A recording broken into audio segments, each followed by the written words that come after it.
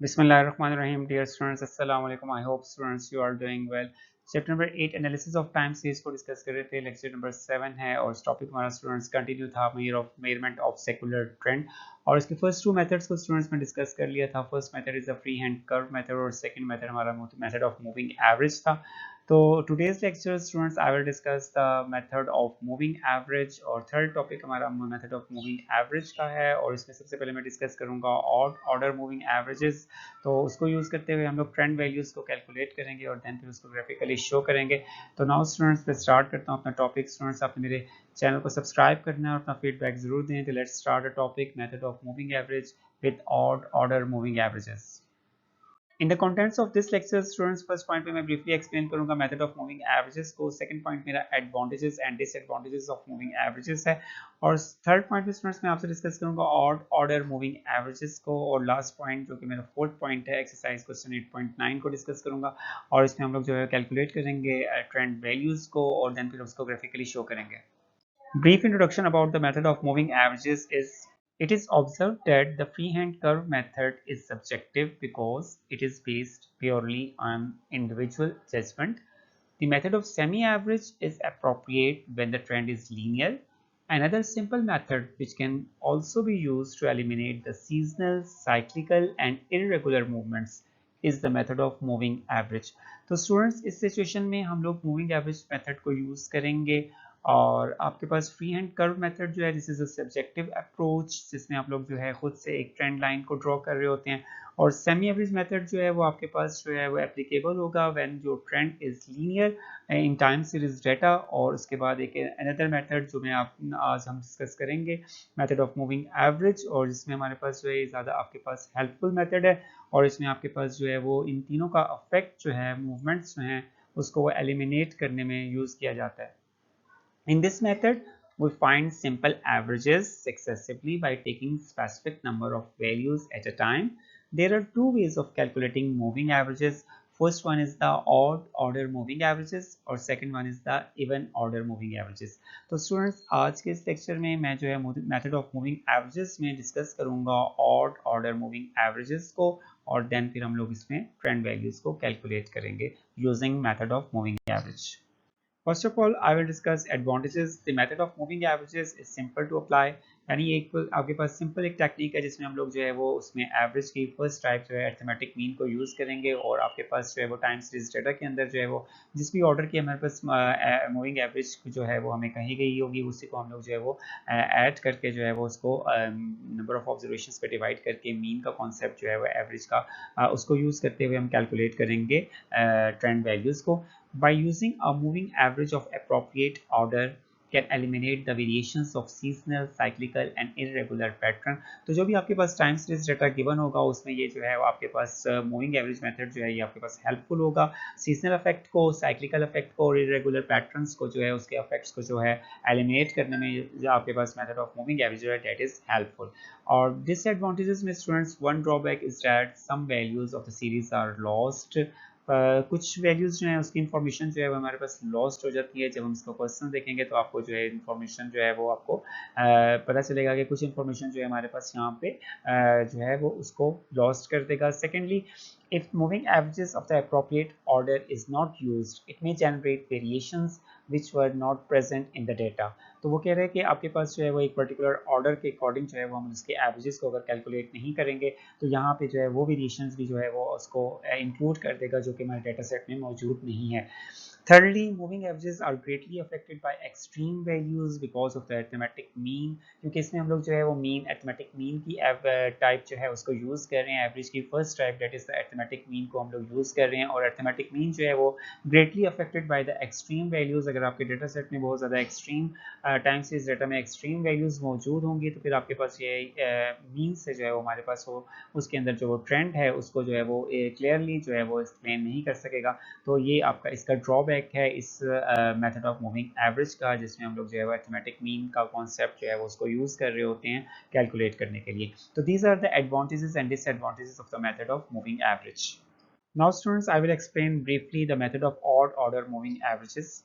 In this method, when we find the moving averages taking an odd number of values, students जब आपके पास time series data में odd number of the values given होंगी, for example if we want to find a 3 year moving average, और जब हम लोगों का क्वेश्चन ये है कि हम लोगों ने कैलकुलेट करना है 3 ईयर मूविंग एवरेज को, तो हम लोग क्या करेंगे, we will find the average of first three values of Y values को हम लोग जो है वो उसकी एवरेज को कैलकुलेट करेंगे, पहले उसको टोटल करेंगे और देन फिर उसको 3 पे डिवाइड करेंगे। नेक्स्ट स्टेप पे next we drop the first value, ऊपर से फर्स्ट वैल्यू को हम लोग ड्रॉप कर देंगे एंड इंक्लूड द नेक्स्ट यानी फोर्थ वैल्यू को इंक्लूड करेंगे and obtain the average of these values, और देन फिर उन वैल्यूज की एवरेज को कैलकुलेट करेंगे। तो वन बाय वन स्टूडेंट्स हम लोग जो है वो प्रीसीडिंग जो है वैल्यूज को ड्रॉप करते जाएंगे और नेक्स्ट वैल्यू को ऐड करते जाएंगे। जैसे फॉर एग्जांपल हमने फर्स्ट थ्री वैल्यूज को ऐड किया और उसकी एवरेज ली, और देन फिर हमने फर्स्ट वैल्यू को जो है वो स्किप कर दिया और नेक्स्ट थ्री वैल्यूज को ऐड करके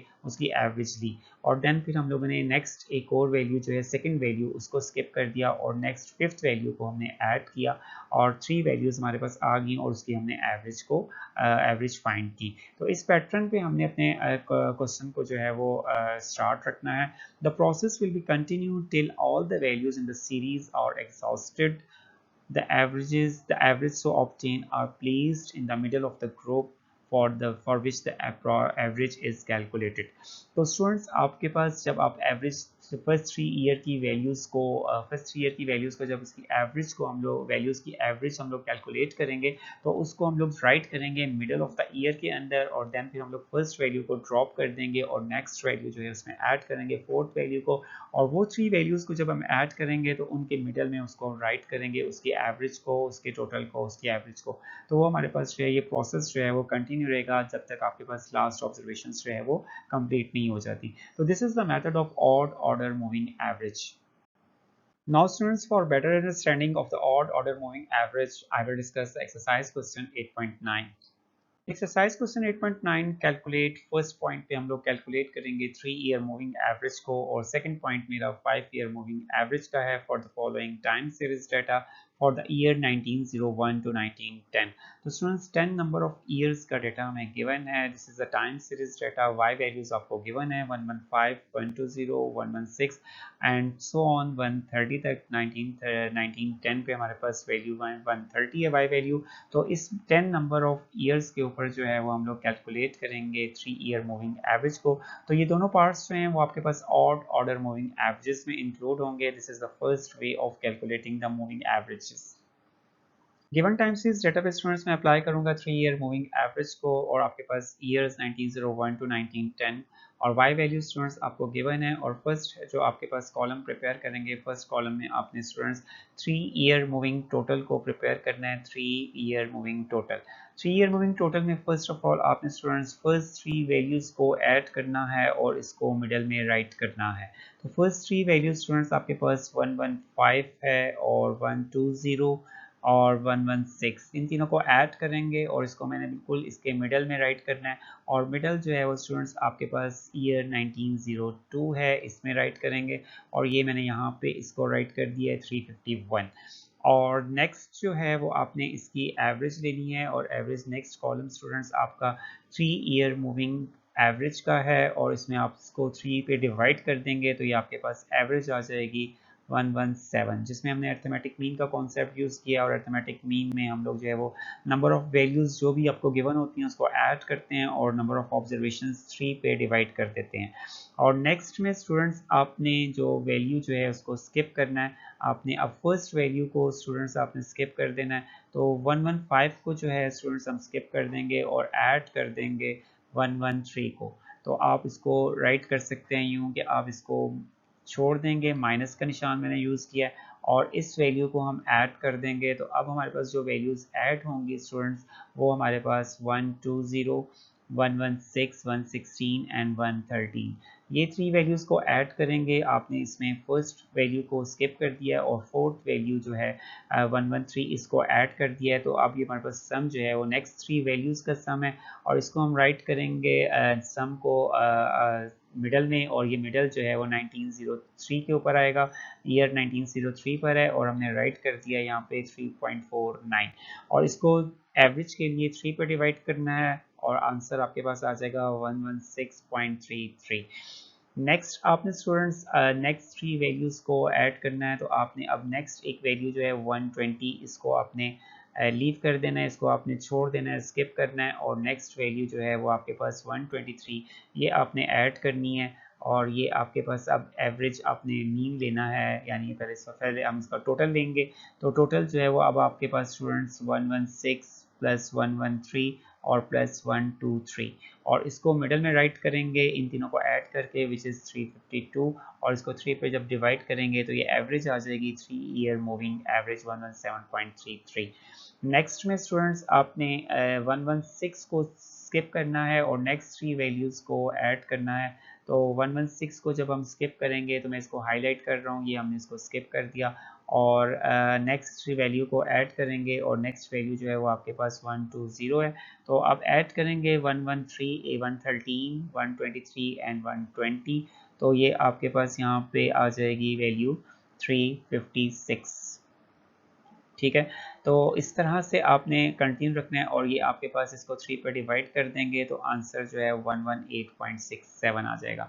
तो सिमिलरली स्टूडेंट्स आपने इसको नेक्स्ट 3 वैल्यूज़ को ऐड करना है और उसको मिडल में राइट करेंगे टोटल को, और देन फिर इसकी एवरेज लेनी है। तो आपके पास अब नेक्स्ट वैल्यू 123 120 एंड 127 है। इन तीनों वैल्यूज़ को ऐड किया जाएगा और इसको राइट करेंगे 370, और ये आपके पास 3 ईयर मूविंग टोटल होगा, और 3 पर डिवाइड करेंगे तो 123.33 होगा। नेक्स्ट में आपने स्टूडेंट्स 123 को स्किप कर देना है और नेक्स्ट वैल्यू 120 127 एंड 132 को लेना है, और इसका मिडल इसकी टोटल को राइट करेंगे 379, और इसकी एवरेज 126.33। और फिर आपने 120 को स्किप कर देना है, 127 132 एंड 122 को ऐड करना है और मिडल में राइट करना है 381, और एवरेज आपकी 127। और लास्ट में आपने 132 प्लस 122 एंड प्लस 130 इन तीनों को ऐड करना है, और इसको मिडल में राइट करेंगे 384, और 128 इसकी एवरेज होगी आफ्टर डिवाइडिंग बाय 3। तो स्टूडेंट्स यहाँ पे आपके पास 2 ईयर्स जो 1901 है इस पर कोई वैल्यू जनरेट नहीं हुई, इस पर आपने डैश यूज़ करनी है, और 1910 पर भी कोई वैल्यू जनरेट नहीं हुई, तो इसमें भी आपने डैश यूज़ करनी है, और इसके एवरेजेस में भी सिमिलरली आपने यूँ जो है इसमें डैश यूज़ करनी है। तो यहाँ से ये इन्फॉर्मेशन जो है वो लॉस्ट हो गई, यानी हम इसका ट्रेंड मालूम नहीं कर सके, लेकिन ये है कि ये आपके पास जो है वो मिडल 1902 से 1909 तक का आपको ये ट्रेंड जो है वो हमें यहाँ पे शो हो रहा है। तो these are the trend values 117 116.33 and so on 128.00। तो ये आपका एक सिंपल मेथड है, इजी मेथड है, जिसमें हमने मीन का कॉन्सेप्ट यूज़ किया है, वैल्यूज़ को ऐड किया है, जो भी आपको गिवन होगा उसमें उतनी नंबर ऑफ वैल्यूज़ आपने ऐड करनी है और उनको मिडल में राइट करना है, और देन उसको तीन एवरेज के लिए नंबर ऑफ वैल्यूज़ यानी 3 पे डिवाइड कर देना है। तो ये आपके पास टेक्निक है मूविंग एवरेज मेथड की फॉर 3 ईयर मूविंग एवरेज के लिए। Now in second part I have to calculate 5 year moving average, और इसमें आपके given time series data के अंदर जो हम calculate करेंगे 5 year moving average को। तो स्टूडेंट्स आपके पास y values given हैं on 1901 to 1910, इसमें आपने फर्स्ट जो हेडिंग देनी है वो which is 5 year moving total, और देन फिर 5 ईयर मूविंग एवरेज। तो स्टूडेंट्स सबसे पहले हम लोग इसमें फर्स्ट 5 वैल्यूज़ को ऐड करेंगे और इसको मिडल में राइट करेंगे। आपको 5 ऑर्डर 5 गिवन है, तो ऑर्डर 5 के लिए आपने 115 प्लस 120 प्लस 116 प्लस 113 प्लस 123 यहाँ तक आपने फर्स्ट 5 वैल्यूज़ को ऐड करना है और इनके मिडल में राइट करना है।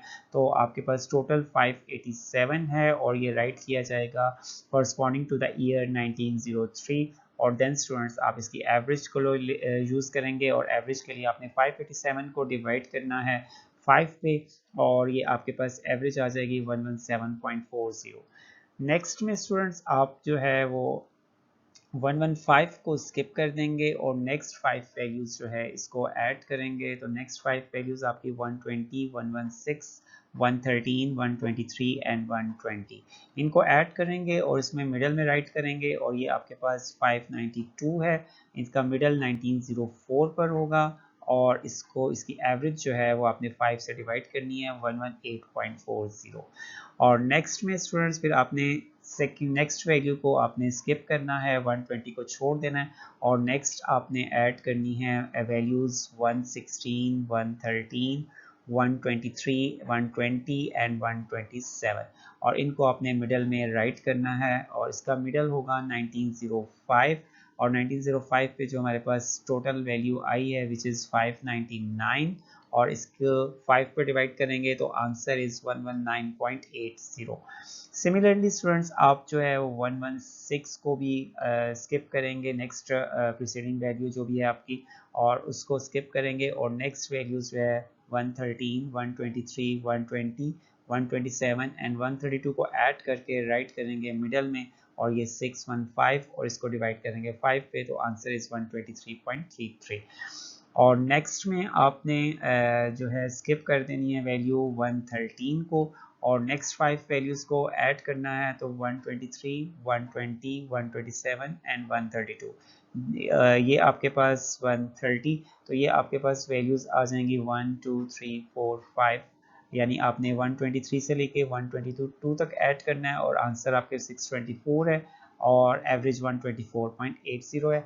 और लास्ट में आप जब 123 को स्किप करेंगे तो आपके पास last 5 values students, remaining values जो है लास्ट 5 वैल्यूज़ 120, 127, 132 एंड 122 प्लस 130, इन 5 वैल्यूज़ को ऐड करेंगे और इसको मिडल में राइट करेंगे। इसका मिडल 1908 पर है और एवरेज 126.20। तो स्टूडेंट्स, आपके पास कोई भी ऑर्डर अगर आ जाता है तो आपने सेम पैटर्न पे इसी तरह से वैल्यूज़ को ऐड करना है, और वन बाय वन एक वैल्यू जो है वो आपने स्किप करते जाना है स्टार्टिंग में, और देन फिर आपने उसको मिडल में राइट करना है, और दो कॉलम्स प्रिपेयर करने हैं, 5 year moving total and 5 year moving average. तो ये आपका सेकेंड पार्ट था जिसमें मैंने कैलकुलेट किए हैं 5 ईयर मूविंग एवरेजेस को।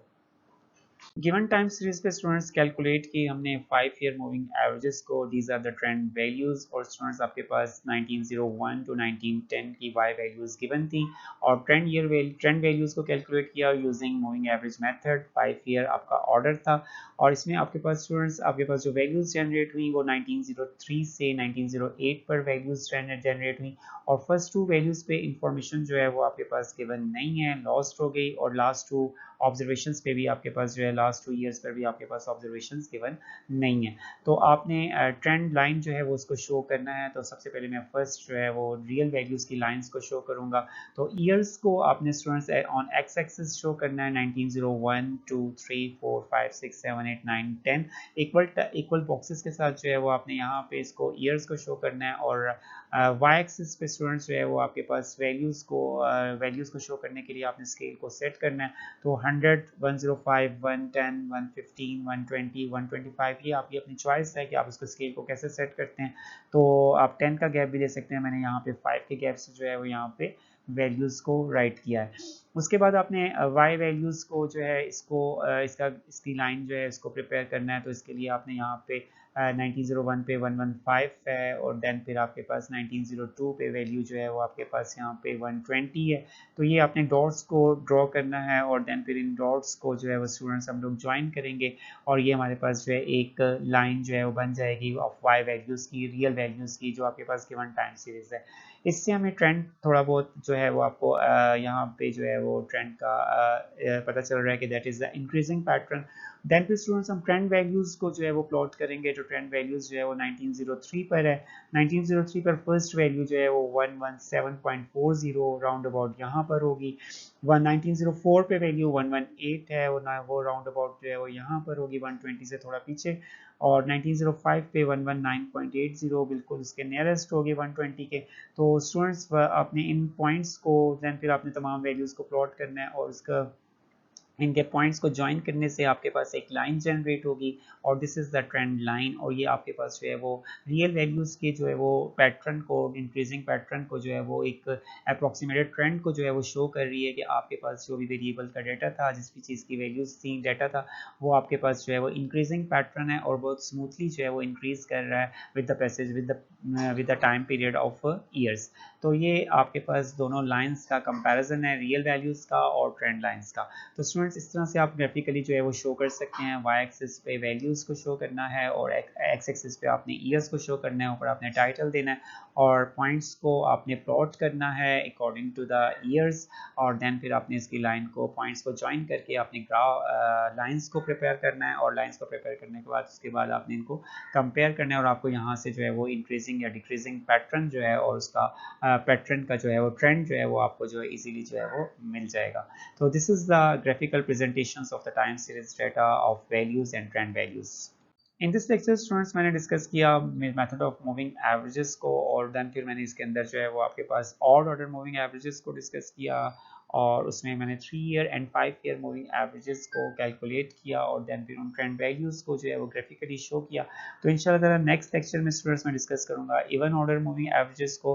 तो स्टूडेंट्स आपने अपना ख्याल रखना है और मेरे चैनल को सब्सक्राइब करें, अपना फीडबैक ज़रूर दें। तो नेक्स्ट लेक्चर के स्टूडेंट्स अल्लाह हाफिज़, थैंक यू।